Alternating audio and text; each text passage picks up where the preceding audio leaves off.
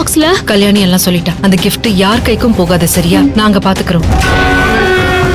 சத்யா பத்தின விஷயம் ஏதோ வில்லங்கமா இதுல இருக்கும்னு தான் நான் நினைக்கிறேன். என்ன இருக்குன்னு செக் பண்ணுவோமா? gift வந்தது எனக்கு தானே.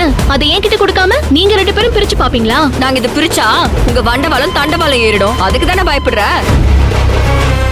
ஆடுகளம் நாளை இரவு 10 மணிக்கு உங்கள் சன் டிவியில்.